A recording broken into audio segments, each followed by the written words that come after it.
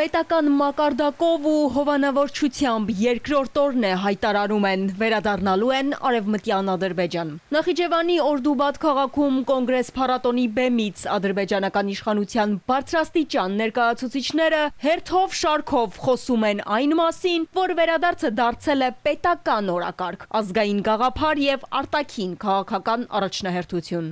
Այսօր այդ քաղաքական կուրսը հաջողությամբ շարունակվում է։ Մեր հաղթանակած գերագույն գլխավոր հրամանատարի իմաստուն ղեկավարման, ադրբեջանցի ժողովրդի միասնության եւ մեր հերոս որդիների քաջության շնորհիվ Ադրբեջանի տարածքային ամբողջականության վերականգնումը, մեր հողերի ազատագրումը եւ մեր երկրի լիակատար ինքնիշխանության ապահովումը նոր էջ են բացել մեր ժողովրդի պատմության մեջ։ Գիտության եւ կրթության ադրբեջանցի նախարար Էմին Ամրուլաևն իր ելույթում չի թաքցնում, որ թեման իր ղեկավարած ոլորտում եւս առաջնահերթությունն է։ Գաղափարից անցել են ռազմավարական գործունեության փուլ, իրականացվում են իրազեկման եւ հետազոտական միջոցառումներ։ Մելի Մեջլիսի նախագահի տեղակալի ելույթները Նախիջևանյան այս համաժողովին կարծես թե շատ են։ Հոխորտանքից զուգահեռ նա հիշատակում է նաեւ Հայաստանի հետ խաղաղության օրակարգն ու պնդում, որ Բաքուն կատարում է իր ստանձնած պարտավորությունները։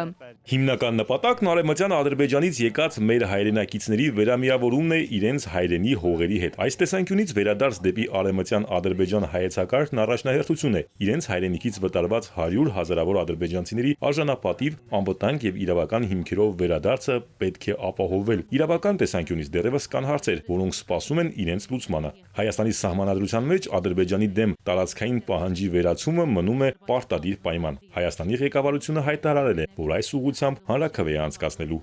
Արևմտյան Ադրբեջանի համայն կանոնը կրող կազմակերպության նախագահ Ազիզ Ալաքբարլին ընդգծել է, որ տարածաշրջանում խաղաղ պայմաններում ապրելու միակ ճանապարհը Ադրբեջանի ստեղծած նոր իրողությունների հետ հաշվի նստելն է։ Համատեղ կեցության միակ ճանապարհն անցնում է յուրաքանչյուր մարդու ծննդավայր, մանկության ու երիտասարդության տարածք վերադառնալու իրավունքի ճանաչմամբ եւ ապահովմամբ։ Այս տեսանկյունից նման միջոցառումների անցկացումը հենց այստեղ կարևոր ուղերձ է հասցեագրված հակառակ կողմին։ Միջոցառման անցկացման վայրը նույնպես խորհրդանշական իմաստ ունի։ Հնագույն Օրդուբադը ռազմավարական նշանակություն ունեցող տարածք է, որը հենց Զանգեզուրի միջանցքի վրա է։ Այս տարածքն ինչպես Նախիջևանը Ադրբեջանի հիմնական մասի հետ կապող տրանսպորտային գծի, այնպես էլ տարածաշրջանի զարգացման հեռանկարների կարևոր բաղկացուցիչ մաս է։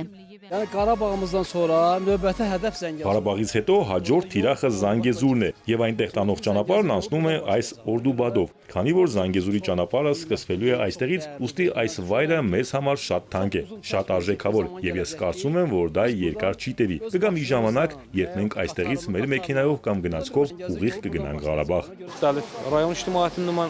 Ինչպես նշել է պարոն նախագահը, մենք ցանկանում ենք այնտեղ գնալ միայն մեր ձեռքերում խաղաղության դրոշով։ Խոսքը պարզապես մեր հողեր վերադառնալու, մեր հողերում ապրելու, մեր պապենական օջախներ վերադառնալու եւ այնտեղ մեր կյանքը շարունակելու մասին է։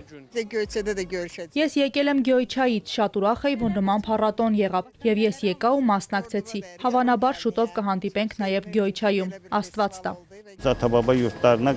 Այս մարդկանց վերադարձն իրենց պապական տներ անխուսափելի է։ Լավ կլինի, որ Հայաստանի ղեկավարությունը, քանի դեռ ուշ չէ, գիտակցի այս իրողությունը, այս ճշմարտությունը, ապահովի մեր խաղաղ, անվրդով վերադարձը։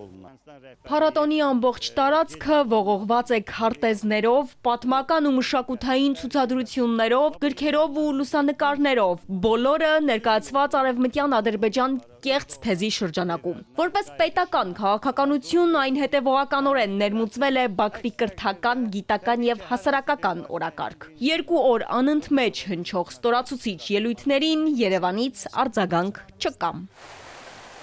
Ալադավթյան, Էպիկենտրոն։